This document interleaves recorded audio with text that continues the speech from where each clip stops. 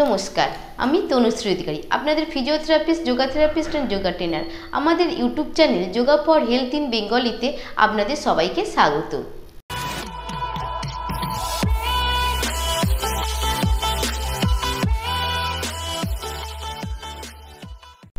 আজকে আমাদের বিষয় জন্ডিস।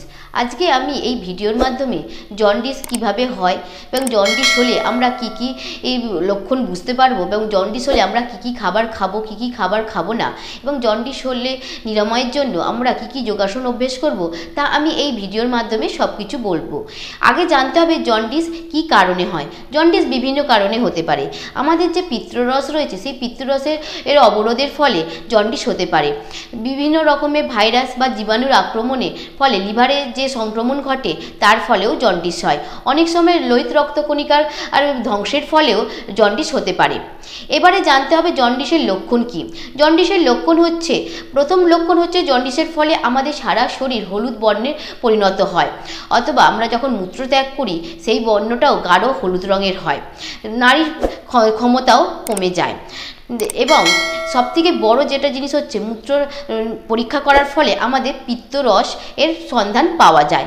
এই সমস্ত লক্ষণ দেখে আমরা জন্ডিস হয়েছে বলে বুঝতে পারি। এবার জানতে হবে জন্ডিস হলে আমরা কি কি খাবার খাবো না। জন্ডিস হলে আমরা ঘি, তেল, ঝাল মশলাযুক্ত খাবার, চর্বি জাতীয় খাবার আর এই সমস্ত খাবার আমরা একদমই খাবো না।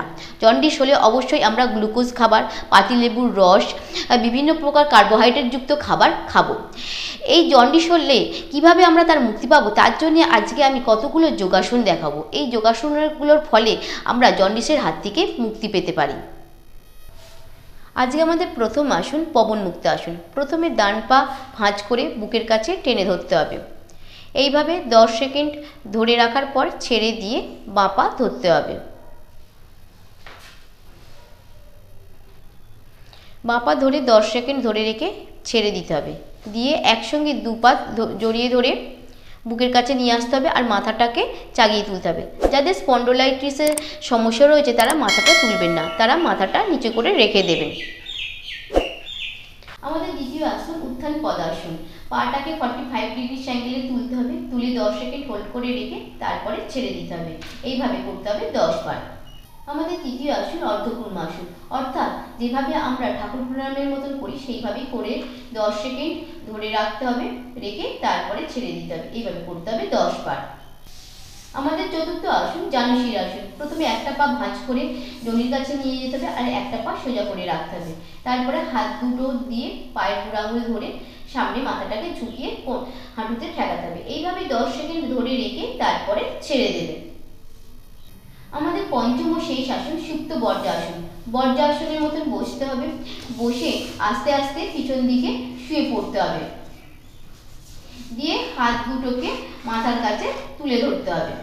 এইভাবে 10 সেকেন্ড ধরে রেখে তারপরে ছেড়ে দিতে হবে। তাহলে বন্ধুরা, আমরা প্রতিদিন যদি এই 5টি যোগাসন নিয়ম করে সকালবেলা এবং সন্ধ্যেবেলা অভ্যেস করতে পারি এবং তার সঙ্গে যদি কার্বোহাইড্রেটযুক্ত খাবার, গ্লুকোজ জাতীয় খাবার, স্নেহ পদার্থ জাতীয় খাবার প্রতিদিন নিয়ম করে খেতে পারি, তাহলে আমরা জন্ডিসের হাত থেকে মুক্তি পেতে পারি।